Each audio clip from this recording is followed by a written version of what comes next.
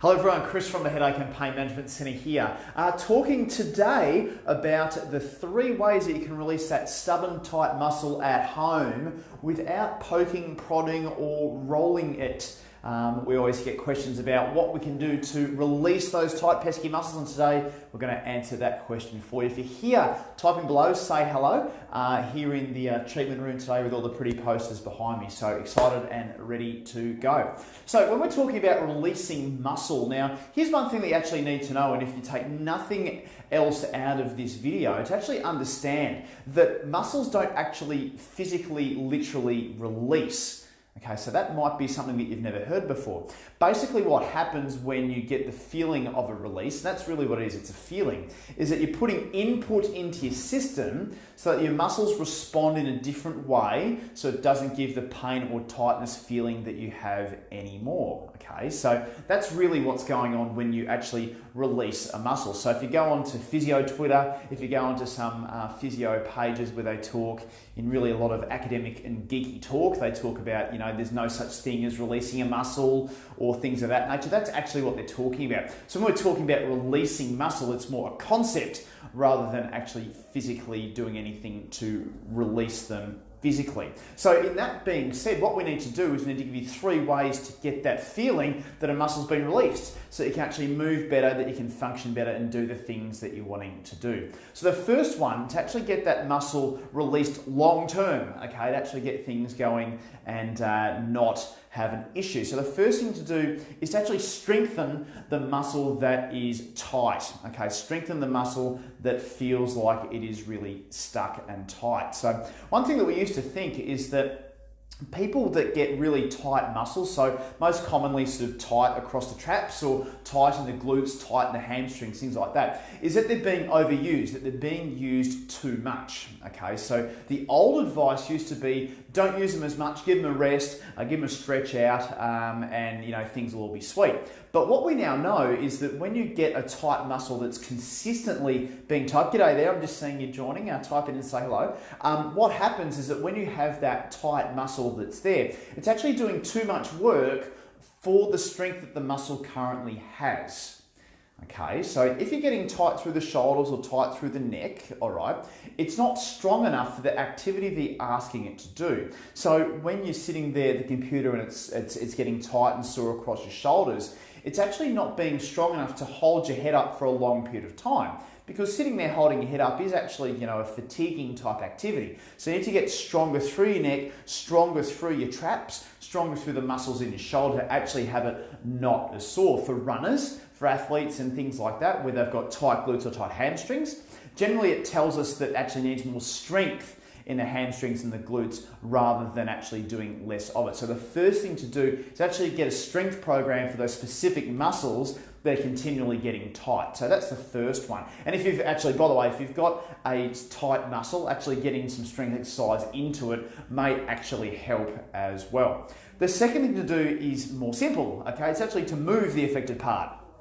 Okay, so if you've got a tight muscle, actually moving the affected part, so if you've got tight shoulders, actually rolling the shoulders around like this or forwards, just getting something going is a good place to start. But one thing that we may not actually, or you may not have heard, is that moving the adjacent or the joints that are nearby are just as effective as getting things going. Okay, so if you've got a tight shoulder in through here, tight up through the neck, quite often what a good thing to do is actually to get the arm moving on that side, okay? So doing movements in all those sorts of directions. So getting your elbow straight, having your wrist out, moving your hand around like this can often take the tightness and stiffness feeling across from your shoulder. And the reason for that is because when you feel that tightness in through here, you're poking at it, you can't really get it to release, as it were.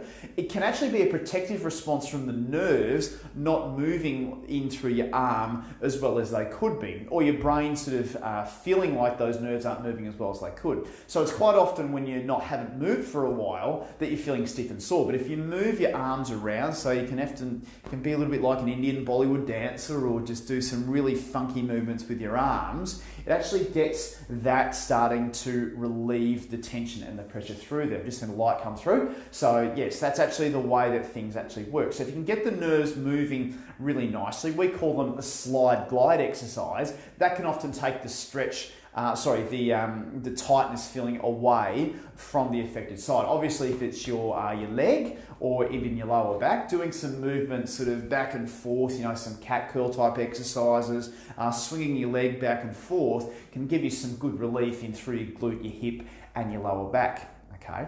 The third thing you can do to actually get rid of this sort of tight, stiff muscle, depending on where it is actually to stretch it in the opposite direction. Okay, or to do the opposite movement to the movement that you would ordinarily do. So here's what I mean. So if you've got a tight muscle in your traps, for example, because again, that's the most common one that people get, what you can do, so if you're trying to do some shoulder rolls to get things going and that's not working, what you can do is the opposite movement. So obviously if it's your upper traps that the problem is where you're getting that tightness and stiffness, then the lower traps, which are in through here, in your shoulder, sort of down on your shoulder blade, is the opposite muscle. So your upper traps bring everything up and your lower traps bring everything down. Okay, so what you can do to help that out is to stretch it and go down like that. So you're jamming the shoulders down like this and you feel a bit of a stretch across the tops of your shoulders like that. So when I'm doing that at the moment, it's a really good stretch in through the top part of the shoulder here. And you hold that for 20 or 30 seconds. And then you just sort of gently roll and you move that out. So that can often give your brain the input that it needs to get that to start reducing down. Because remember, we're not physically actually releasing the muscle. We're not doing anything to the muscle itself. We're changing the signals going up into your brain to trick your brain and get your brain to actually release those muscles and release that feeling of tension that you've got there. Okay, so they're the three things. First one is the stretch. The first one is the stretch in the opposite direction.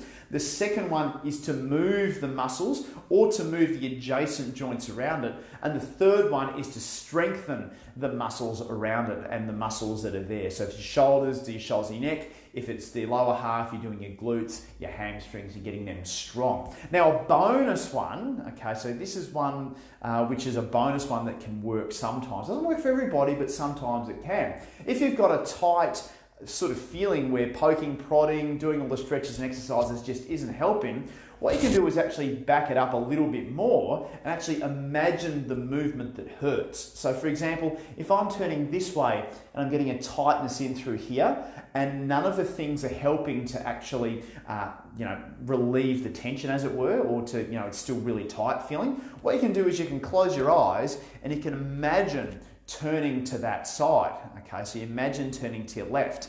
Now what can happen is if you imagine turning to the left sort of 10 to 12 times, all right, what can happen is that you can find that then when you do it actively, the pain's actually gone away. Okay, so that's really cool when that happens, because again, what we're doing is we're telling your brain that by imagining the movement, okay, it's getting all the synapses happening in your brain to say, hey, look, we can actually turn to the left. It's safe to do so. It doesn't need to hurt. So sometimes that can actually help as well. If there's a lot of, there's actually quite a fair share of patients that see us where they're really, really sore, they're really, really stiff, and what we call irritable, where you don't do a lot and they flare up very easily, where that can be very, very effective, actually doing imaginary movements to wind the system down. Okay, so they're the three things, okay? Stretching, strengthening, moving, and the bonus one is to imagine the movement, which is sore, because quite often that can calm things down as well. Hey, if there's any questions about any of that, if there's anyone who you know would like some more information about that, tag them in the comments below, ask a question. More than happy to answer any questions there are for you. Like, share, tag and comment anyone who'd be interested in this video, someone who's got a really tight, sore neck and sore shoulders, perhaps the runner with the really tight glutes and tight hamstrings. It just keeps complaining about their tightness and stiffness all the time. There are ways that they can get things done, and it just needs a really good assessment from a really good physio to get that sorted out. Excellent, I hope you're having a really good night, and we're back on Friday for another Facebook Live video. But for now, I'm signing off. I'm about to sign off and go home for the afternoon. It's good to have your company, and we'll see you again soon. Bye for now.